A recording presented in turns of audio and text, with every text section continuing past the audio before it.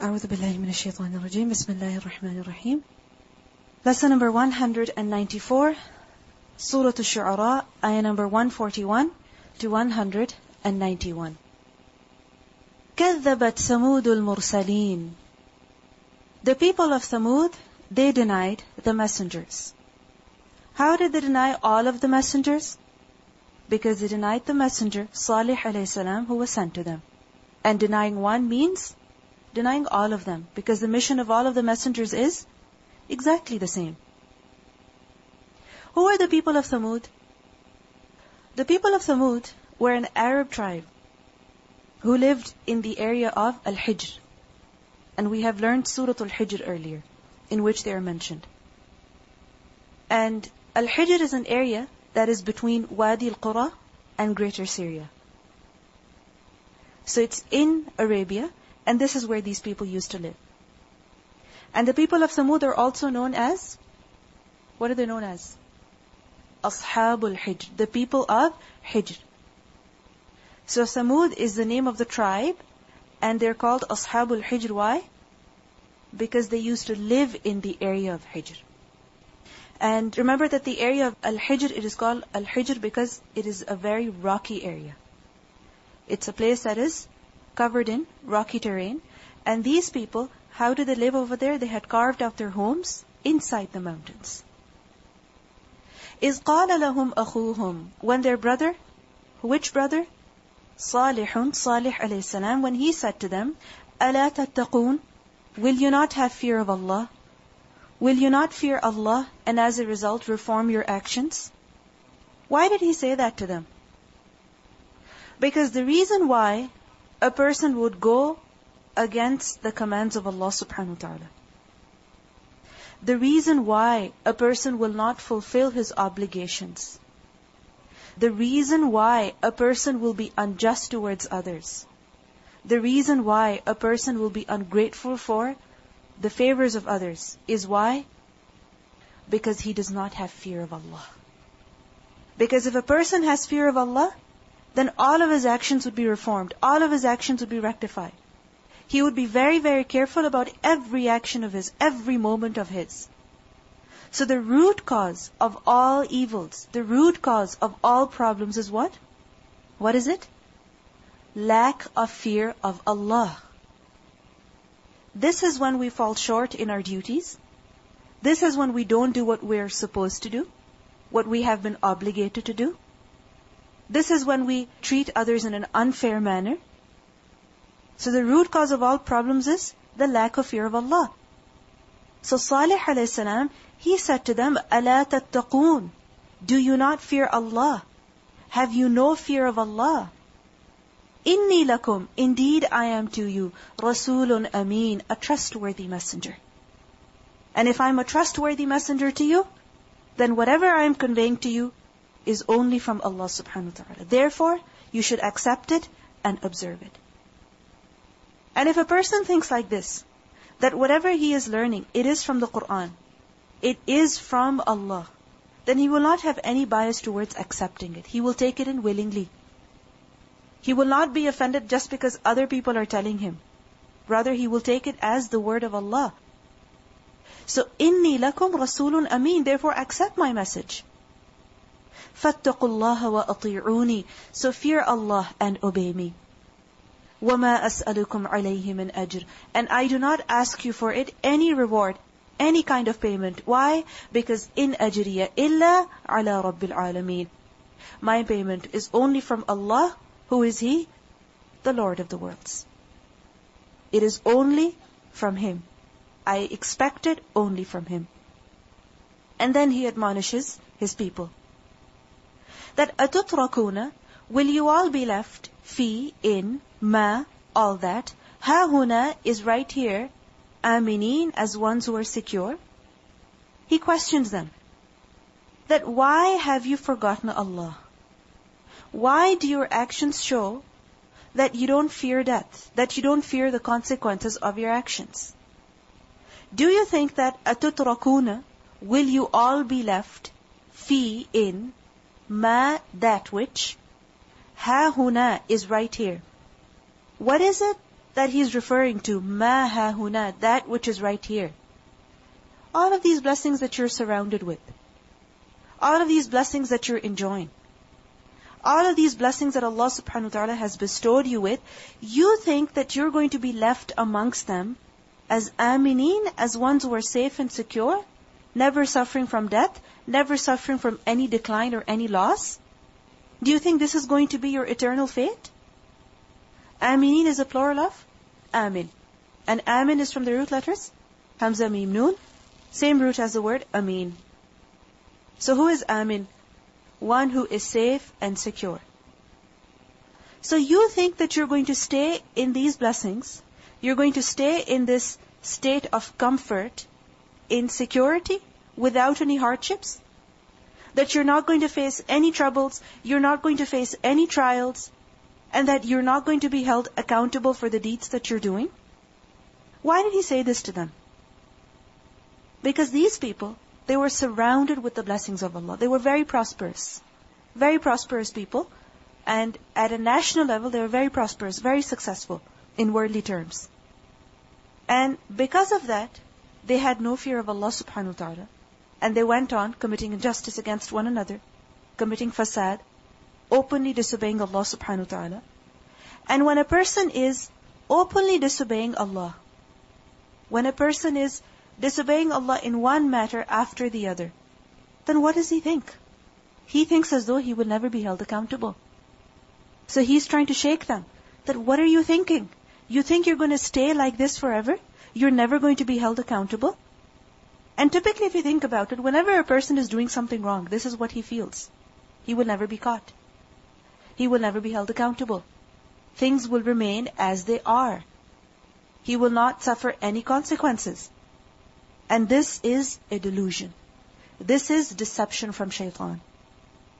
أَتُتْرَكُونَ فِي مَا هَاهُنَا آمِنِينَ فِي جَنَّاتٍ وَعُيُونٍ, within gardens and springs. Jannat is a plural of Jannah, and Uyun plural of Ain. So you think you're going to live in all of these gardens, these orchards, and these springs, these several springs that you have? وَزُرُوعٍ وَنَخْلٍ, and fields of crop and palm trees. You think you're going to stay within them? Zurur is a plural of Zar. And Zar is used for, what is it used for? The fields as well as the crop. So all of these farms, all of these plantations and these cultivated lands, you think they will remain eternally, and you think you will remain eternally amongst them? وَنَخْلٍ, and date palms. What kind of date palms? طَلْعُهَا هَضِيمٌ, with softened fruit. That you think you're going to remain in these forever? Now, the way He describes the date palms, He describes their fruit. Because the fruit of a tree, that shows the quality of the tree as well. The excellence of the tree as well. So such date palms whose tal' is hadim. Tal' is from the root letters ta, lam, ain. And tala'a, tulur. What does it literally mean? Tulur, to rise. And from this the word tal' is used for the first of what emerges of the fruit of the palm tree. If you think about it, whenever you have a fruit that grows on a tree, it doesn't just pop up one day. Isn't it so? It gradually grows one stage after the other. So the first initial stage, the first thing that emerges as the fruit of the tree, in some plants, it is in the form of a flower. In other plants, it's in the form of a pod or a bud or something like that. And in the date palm, what is it called? Tal'. So tal', its fruit, its emerging fruit, how is it? Hadim, one that is soft. Hadim is from the root letters Ha, Dad, Mim, and Hadm is to be soft and delicate. What does it mean? To be soft and delicate. And Hadama is to squeeze something out. It is to press, it is to squeeze something that is soft. And it's very easy to squeeze something that is soft, isn't it so? And as you press it, as you squeeze it, it becomes smaller and smaller in its size. And if you look at it, a very ripe date, isn't it very easy to press it? Isn't it? It is very easy. And once you press it, the more you press it, the smaller and smaller it becomes. So hadim is one that is soft, one that is delicate. And طَلْعُهَا hadim, it's soft and delicate emerging fruit. Or eventually that emerging fruit, that طَلْع, what does it turn into? Ripe and tender fruit. So in these ayat, the Prophet Salih alayhi salam, what is he doing? He is reminding them of the great favors of Allah subhanahu wa ta'ala that are bestowed upon them. But at the same time, he makes them realize that don't get deceived by these blessings. Because these blessings are not eternal. They're temporary. Today, if you're enjoying something, tomorrow it could very easily be taken away from you. So while you have these blessings, don't forget Allah. Don't disobey Him. Because typically what happens? When a person is surrounded by blessings, he thinks everything is fine, everything is okay, and he goes on fulfilling his desires without caring about the limits that Allah has set. So He's warning them that you think you're going to stay in this state forever, you're not going to stay in this forever. So be concerned about your actions as well. Don't just be concerned about fulfilling your desires. Don't just be concerned about doing whatever you wish, enjoying all of these blessings. Be concerned about your actions as well. وَتَنْحِتُونَ, and you all carve out, مِنَ الْجِبَالِ, out of the mountains, بُيُوتًا, homes, فَارِهِينَ, with skill. This was a special skill, which was in the people of Al-Hijr, the people of Thamud. And what was this skill? What was this great talent that they had been bestowed with? That they would carve out houses in what? In rocky mountains. Typically what happens? When people want to build houses, they take material. So for example, they'll go break a rocky mountain, get lots of rocks, and then they'll build them all up in the form of a house. But these people, what did they do? They carved out their houses inside rocky mountains. And for carving, the word tanhituna has been used. It's from the root letters Nun, Ha, Ta. Naht. And naht is used for fine carving. And this word includes all of the various stages, the entire process of carving something out. So for example, for them to carve out houses in rocky mountains, what would that include? First of all, digging them inside. Isn't it so? Then leveling them, smoothing them from the inside. And then breaking and beautifying, and then you can imagine fine carving, and then fine carving involves a lot of artwork as well. So وَتَنْحِتُونَ, you all carve out مِنَ الْجِبَالِ بُيُوتًا, buyut plural of bayt. And these houses that you build, how do you build them? فَارِهِينَ, skillfully. فَارِهِينَ is a plural of فَارِح. This is different from فَارِح. One is farh with faraha. What does farh mean? Happiness. And farh is, according to some, this is batr. What does the word batr mean? To show off. Remember earlier we read that do not be like those people who left their houses in batr, showing off all of their possessions and all of their military might. So don't be like those people who show off to others. So farihin, meaning as ones who are very boastful, as ones who are very extravagant, ones who are very proud of their work. If you think about it, any skill that a person has, even if it's a very, very unique skill, nobody else knows about it, he's the only one who knows of it, and he's extremely skilled. How come he has it and other people don't have it? Is it something inside of him? Okay, but who gave it to him? Allah subhanahu wa ta'ala. So even if a person has a very unique skill and he's an expert at that, he should not be boastful. He should not be arrogant about it. Because ultimately, who bestowed him with that skill? Allah subhanahu wa ta'ala. So He rebukes them over here that when you're carving out these houses in mountains, you do so with so much pride that you boast about it. You become so arrogant about it that you begin to like yourself. You begin to think very highly of yourself.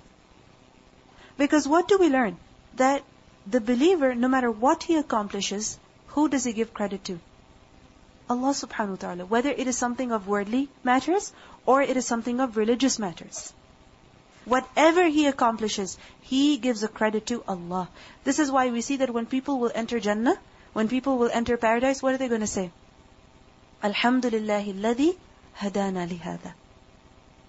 All praise to Allah who guided us to this. وَمَا كُنَّا لِنَهْتَدِيَ. And we were not able to obtain guidance to it had Allah not guided us. So, this is the state of the believer. No matter what he accomplishes, he gives a credit to Allah. On the other hand, if a person does not give credit to Allah for it, then what happens? He becomes proud of himself. He becomes very boastful. He begins to show off. He thinks very highly of himself. So this is the exact problem that these people were suffering from. What they were doing was not something ordinary, carving out houses and mountains. But they were doing so with pride. And this is something that Allah dislikes. The word farihin is also understood to be farih, meaning an expert. A person who does something skillfully. And this is derived from the word furuha. And furuha is to be active. You can only be active in something that you enjoy doing, in something that you're good at. Because naturally what happens when you don't enjoy the work that you're doing, when it's not getting anywhere, what happens? You lose your energy. Isn't it? You lose your interest. And as a result, you slow down. It affects your speed as well. So, farihin, two meanings. First of all, as ones who are very boastful. And secondly, as great experts. So what do we see over here? That Allah subhanahu wa ta'ala had bestowed these people with great engineering skills as well. That they weren't just surrounded with many blessings, such as orchards and farms and date palms and all of that, and uyun springs, but they were also blessed with great engineering skills. If you think about it, carving a small stone even is so difficult. Isn't it so? It requires so much effort. And in this day and age, people use a lot of heavy machinery to dig out rocky mountains. Isn't it so? Dynamites are used, and Allahu A'lam what all is used. But imagine at that time what kind of skill these people must possess. That thousands of years ago, they managed to carve out houses from rocky mountains. So who gave them this ability? Allah subhanahu wa ta'ala.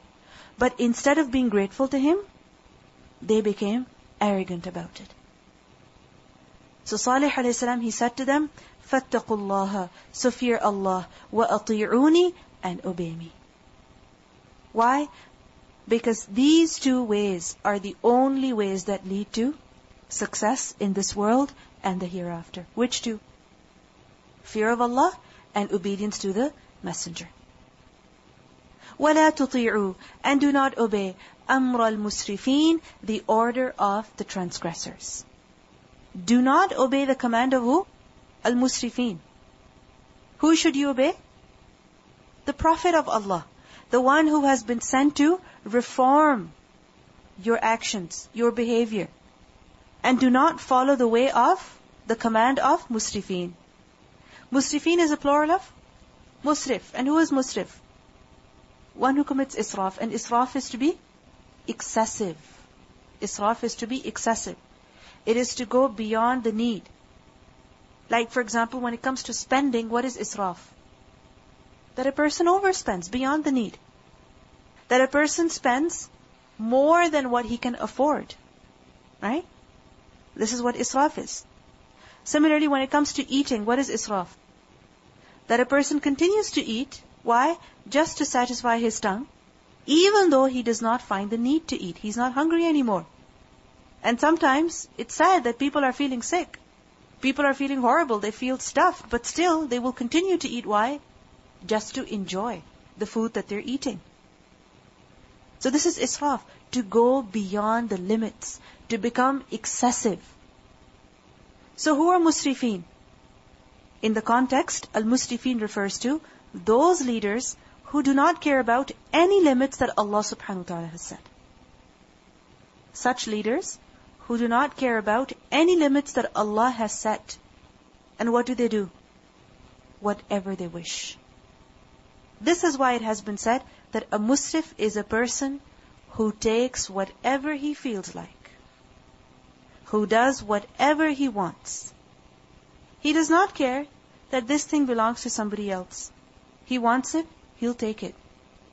You understand? He doesn't care that somebody else deserves respect as well. He doesn't like them, he'll go on yelling at them. He does not care about any limits. This is who a musrif is. And in this nation, the leaders, who were they? Musrifin. Because if you think about it, for example, some leaders who are very powerful, what happens? They oppress the weak. Isn't it? Whatever they want, whatever they desire, they'll just take it by force.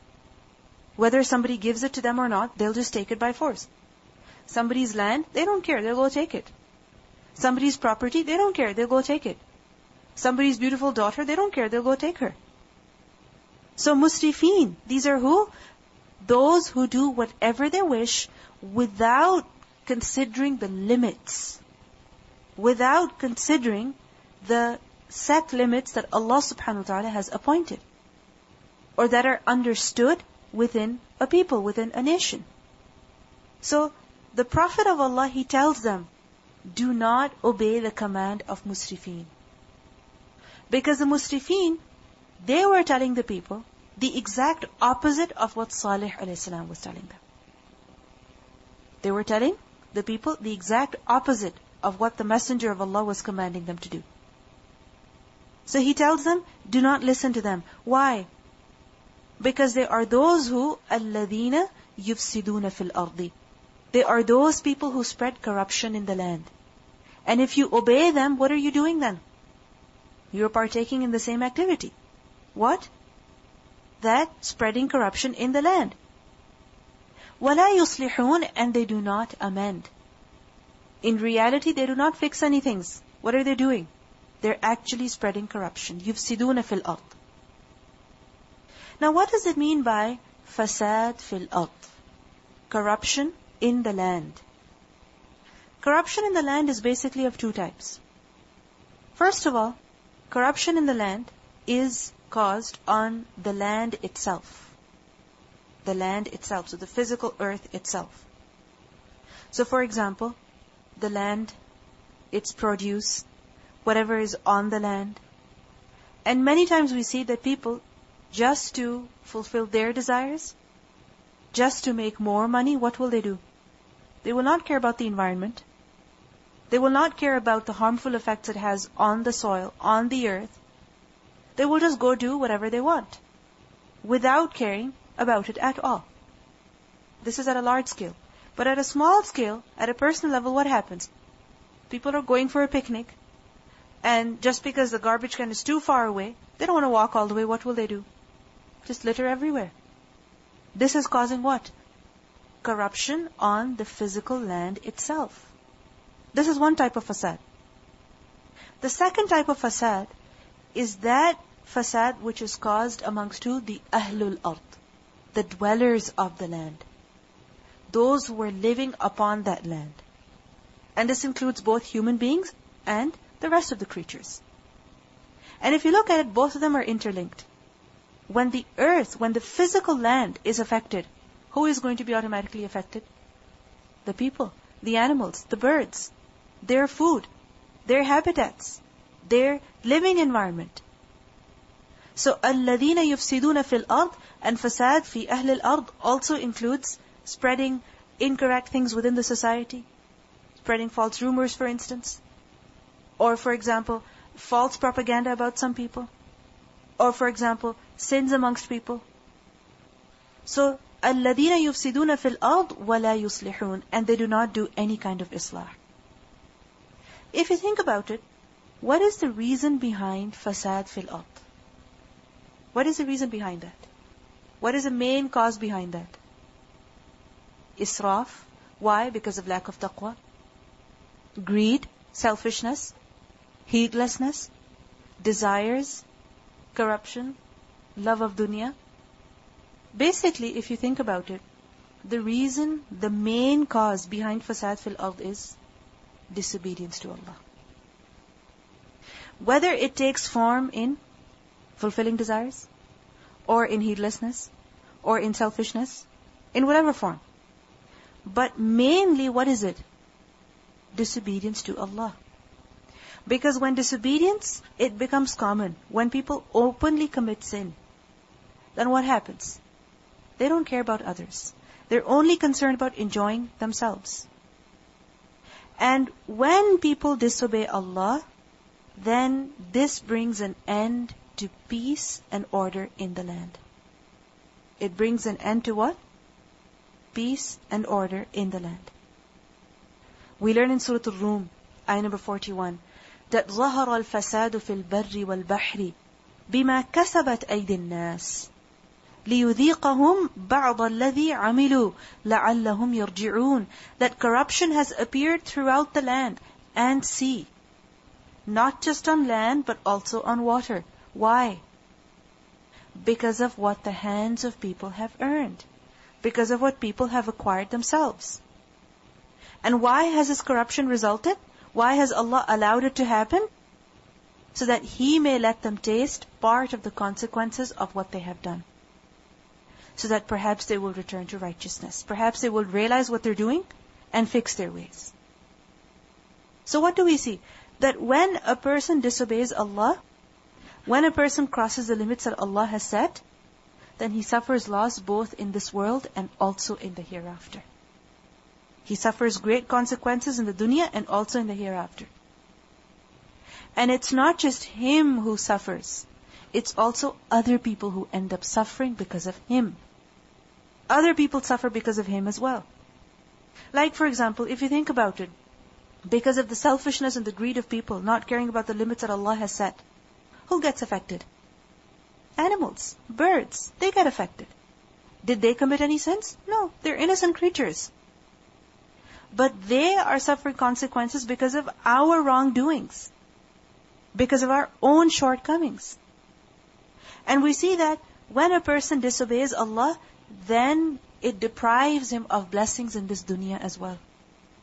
For example, we learn from a hadith that when a people do not give zakat, when a people, they refuse to give zakat. What is zakat?